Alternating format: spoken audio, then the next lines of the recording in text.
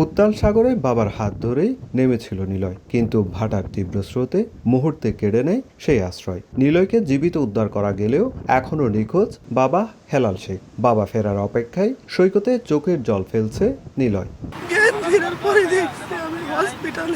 শুক্রবার সন্ধ্যায় কলাতলী সৈকতের মরান হ্যাচারি পয়েন্টে ছেলে ও এক স্বজনকে নিয়ে গোসলে নামেন হেলাল শেখ। এক পর্যায়ে ভাটার প্রবল স্রোতে বাবা ছেলে ভেসে গেলে স্থানীয়দের খবরে দ্রুত উদ্ধার অভিযানে নামে লাইফগার্ড ও বীজ কর্মীরা। তারা নিলয়কে জীবিত উদ্ধার করলেও এখনও নিখোঁজ হেলাল শেখ।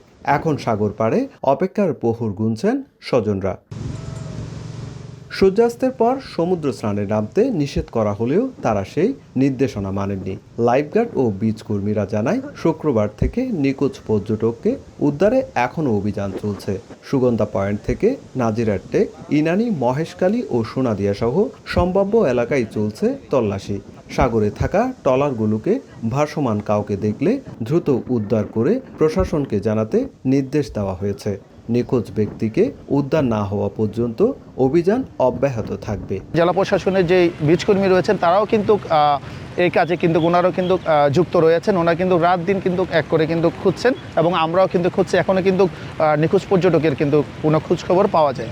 ইনানি, হিমচরি যতগুলো স্পট আছে সম্ভাবনা ছিল, সব জায়গায় আমাদের লোক লাগিয়ে রেখেছি, যাতে কাউকে দেখতে পেলে তারা যেন দ্রুত ওখান থেকে উদ্ধার করে নিয়ে আসে। সিসেফ লাইফগার্ড সংস্থা দেয়া তথ্য মতে গত 12 বছরে কক্সবাজার সমুদ্র সৈকতে গোসলে নেমে মারা যান 78 জন। নিখোঁজ রয়েছে 2 জন, আর জীবিত উদ্ধার করা হয়েছে 1043 জনকে।